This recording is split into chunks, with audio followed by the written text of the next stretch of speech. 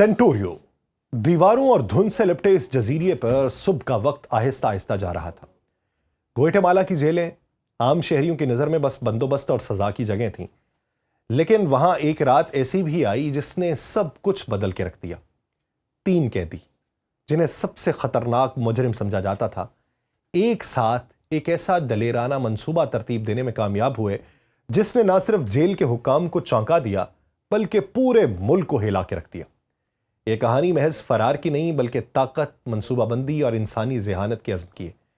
कैद की तारीख खुलियों में छुपे राज की है और रात के अंधेरे में किए जाने वाले खुफिया काम की है और गैर मामूली हौसले की है। ये सब मिलकर एक मंजर बनाते हैं जो सुनने वाले के दिल की धड़कनें भी तेज कर देता है। यह है ग्वाटेमाला की कैदियों की कहानी, एक रात की दास्तान जहां खौफ, चालाकी और इंसान की आज़ादी की तलब एक साथ जाग उठे। उसी कहानी को बाजुबानी यासिर रशीद आप तक पहुंचेगी। आप सब पर सलामती हो। नाज़रीन, ये कहानी किसी एक दिन, किसी एक जेल या किसी एक बगावत से शुरू नहीं होती। ये कहानी बरसों के जमा होते हुए खौफ, ताकत और कमजोरियों की तहों से निकलती है। ग्वाटेमाला में हफ्ते का दिन दरअसल एक अंजाम था, एक ऐसे अमल का जो खामोशी से परवान चढ़ता रहा। बाहर दुनिया अपने मामूल पे थी, मगर जेलों के अंदर वो फैसले हो चुके थे जो रियासती इख्तियार को बराह रास्त चैलेंज करने वाले थे। जब पहला दरवाजा बंद हुआ, जब पहला पहरेदार बेख्तियार हुआ, तब यह वाज़ेह हो गया कि यह कोई हंगामी रद्द-ए-अमल नहीं बल्कि एक तयशुदा मंसूबा है। एक ही वक्त में मुल्क की 3 जेलें इस मंसूबे का हिस्सा बन गईं। जैसे किसी ने एक ही इशारे पर 3 अलग अलग जगहों पे एक वक्त में आग लगा दी हो। कैदियों ने कंट्रोल संभाला, राब्ते का निजाम तोड़ा और कम से कम 46 अफराद को यरगमाल बना लिया। ये सिर्फ मुहाफिज नहीं थे, ये वो लोग थे जो रियासत की मौजूदगी की अलामत थे।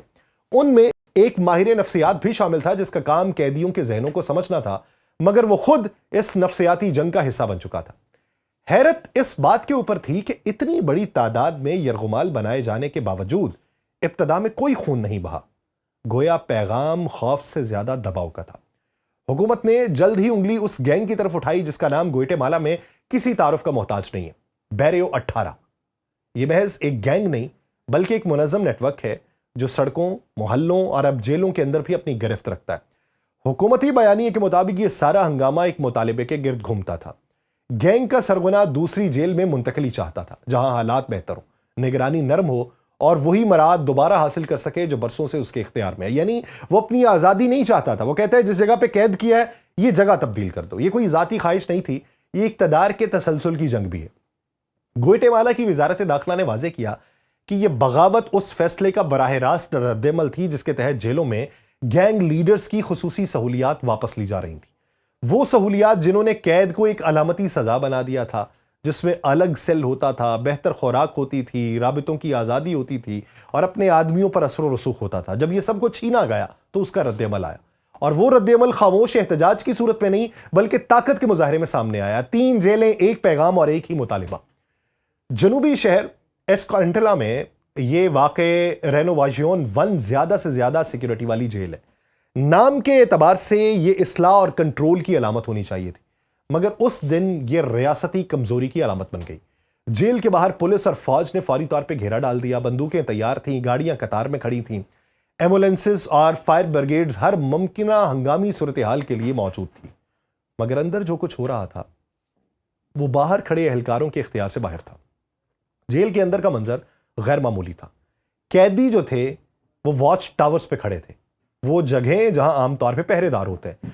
कुछ ने जेल के मखसूस लिबास पहन रखे थे, जैसे ये याद दिलाना चाहते हो कि वो कैदी हैं, मगर ज्यादातर आम कपड़ों में थे, टैंक टॉप और शॉर्ट्स में, जहां कपड़े उनके लिबास को ढके हुए थे।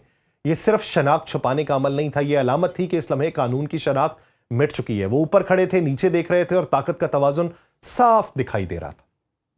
अब खारदार तार के पीछे से एक निकाब पोश कैदी की आवाज उभरती है। उसने कहा कि वो इस जेल में खुद को महफूज महसूस नहीं करते। उन्होंने ये मुतालिबा किया कि उन्हें यहां से मुंतकिल किया जाए।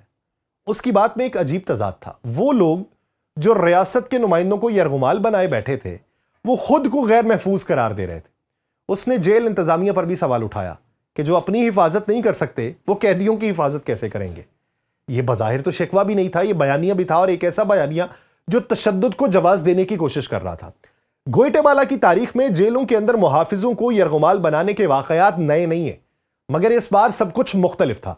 ماضی کے اندر یہ واقعات عموماً محدود ہوتے تھے، مقامی ہوتے تھے، وقتی ہوتے تھے۔ اس بار یرغمالیوں کی تعداد زیادہ ہے، جیلیں بھی 3 ہیں، پیغام کہیں زیادہ بڑا ہے، اور یہ صرف جیل انتظامیہ کے خلاف بغاوت نہیں تھی، یہ ریاستی اختیار کے خلاف ایک اجتماعی چیلنج تھا۔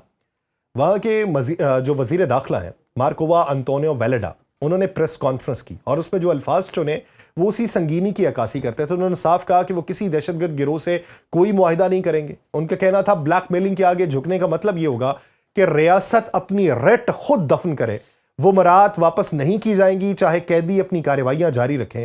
اور یہ بیان بظاہر ایک مضبوط موقف تھا، مگر اس کے پیچھے یہ حقیقت بھی چھپی تھی کہ یہ فیصلہ بھی آسان نہیں ہے۔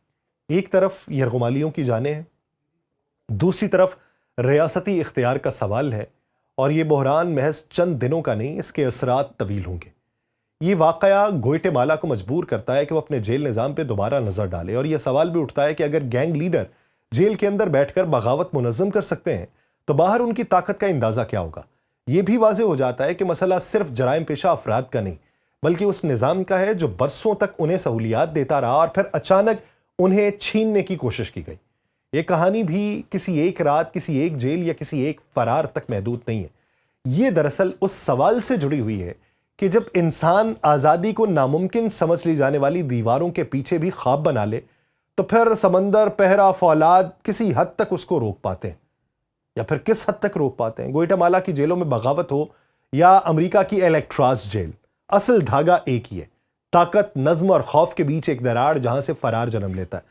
1962 کی ایک کہانی سناتا ہوں۔ 12 جون کی رات عام سی رات تھی، سمندر سرد تھا، ہوا تیز تھی، اور جو الیکٹراز تھا وہ بدستور ناقابل تسخیر سمجھے جانے کی ایک علامت والی جگہ تھی۔ یہی وہ جیل تھی جسے امریکہ کی آخری حد کہا جاتا تھا، ایک ایسا قلعہ جس کے گرد پانی ہی نہیں، یقین کی دیواریں بھی کھڑی تھی۔ کہا جاتا تھا کہ یہاں سے نکلنے کا مطلب یا تو معجزہ ہے یا پھر موت۔ مگر اسی رات فرینک مورس اور اینگلن بردرز نے ثابت کیا کہ معجزے اکثر خاموشی سے وقوع پذیر ہوتے ہیں۔ فرینک مورس کوئی عام قیدی نہیں تھا، بچپن میں یتیمی، کم عمری میں جرم، اور پوری زندگی جیلوں کے درمیان اس نے گزاری تھی، اور ذہانت اس کی سب سے بڑی طاقت تھی، اور یہی طاقت اسے خطرناک بناتی تھی۔ جب اسے الیکٹراز بھیجا گیا تو یہ دراصل ریاست کا پیغام تھا کہ اب تمہارے لیے کوئی راستہ نہیں بچا۔ مگر یہی لمحہ اس کے لیے ایک نئے راستے کی ابتدا بن گیا۔ اس نے فرار کو ایک جذباتی رد عمل کی بجائے ایک منصوبہ بنایا، ایسا منصوبہ جو مہینوں تک چلتا رہا۔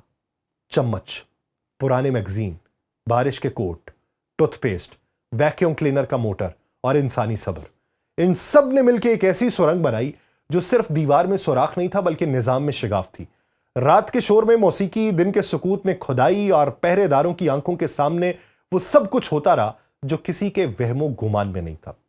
یہاں تک کہ نقلی سر بنائے گئے، بستر سانس لیتے انسانوں کا گمان دیتے رہے، اور اصل انسان تاریکی میں گم ہو گئے۔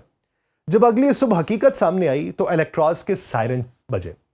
وہ آواز دراصل صرف ایک جیل کے لیے نہیں تھی، وہ پورے امریکی نظام کے لیے ایک الارم تھی۔ دنوں تک تلاش جاری رہی، کشتی کے ٹکڑے ملے، چپو برآمد ہوئے، لائف جیکٹ ملی، مگر انسان نہیں ملے۔ ریاست نے کہا کہ وہ ڈوب گئے، فائل بند کر دی گئی، موت کا اعلان ہوا، مگر سوال زندہ رہا، کیونکہ جس لاش کا وجود نہ ہو وہاں یقین کبھی مکمل نہیں ہوتا۔ یہی وہ مقام تھا جہاں الیکٹراز کی کہانی دنیا کی دیگر جیلوں سے جا ملتی ہے۔ تاریخ گواہ ہے کہ جب بھی کسی جیل کو ناقابل فرار قرار دے دیا جائے، کسی نہ کسی نے اس دعوے کو للکارا ہے۔ فرانس کی ڈیولز آئلینڈ سے لے کے برازیل، میکسیکو اور ایشیا کی جیلوں تک فرار صرف دیوار پھلانگنے کا نام نہیں رہا بلکہ ریاستی کمزوری کو بے نقاب کرنے کا عمل بنا، کبھی سرنگوں کے ذریعے، کبھی جعلی چابیوں کے ذریعے، کبھی اندرونی اہلکاروں کی ملی بھگت کے ذریعے، اور کبھی اجتماعی بغاوت کے ذریعے۔ جیلیں ٹوٹتی رہی ہیں، بعض فرار کہانیاں آزادی پہ ختم ہوئیں، بعض لاشوں پہ ختم ہوئیں، اور بعض ایسے سوالات پہ جو دہائیوں بعد بھی زندہ ہیں کہ کہیں فرار کے بعد مجرم مزید طاقتور ہو گئے، کہیں وہ فرار ریاست کے لیے اصلاح کا باعث بنی۔ ہر بریک آؤٹ کے بعد ایک نیا قانون، نیا سسٹم اور نیا خوف جنم لیتا رہا ہے۔ گوئٹے مالا کی جیلوں میں حالیہ بغاوت اسی سلسلے کی ایک جدید شکل ہے۔ وہاں قیدی سمندر میں نہیں کودے مگر انہوں نے نظام کو یرغمال بنایا۔ الیکٹراس میں 3 آدمی نکلے تھے، یہاں درجنوں محافظ قید ہو گئے۔ طریقہ بدلا مگر پیغام وہی رہا۔ جب جیلیں اصلاح کی بجائے طاقت کے مراکز بن جائیں، جب مجرم سلاخوں کے پیچھے بھی اثر و رسوخ رکھیں، تو دیواریں قید نہیں کر پاتی. دنیا نے ہر ایسے واقعے کے بعد ایک ہی نتیجہ نکالا ہے کہ جیل جتنی سخت ہو اگر نظام کمزور ہو تو وہ ٹوٹ جاتی ہے. جیل جتنی مضبوط ہو اگر انسان کا ارادہ پختہ ہو تو وہ راستہ ڈھونڈ لیتا ہے. الیکٹراز بند کر دی گئی، گوئٹے مالا میں اصلاحات کی باتیں ہو رہی ہیں، مگر اصل سوال آج بھی وہی ہے کہ کیا جیل واقعی جرم کو قید کرتی ہے یا صرف مجرم کو؟ اور جب مجرم دیواروں سے آگے سوچنے لگے تو کیا کوئی دیوار کافی رہ جاتی ہے؟ یہی وہ سوال ہے جو الیکٹراز کی سرد لہروں سے لے کے گوئٹے مالا کی گرم جیلوں تک آج بھی گونج رہا ہے، اور شاید اس کا جواب اگلی دہائیوں تک نہ ملے. مجھے دیجیے اجازت. اللہ نگہبان.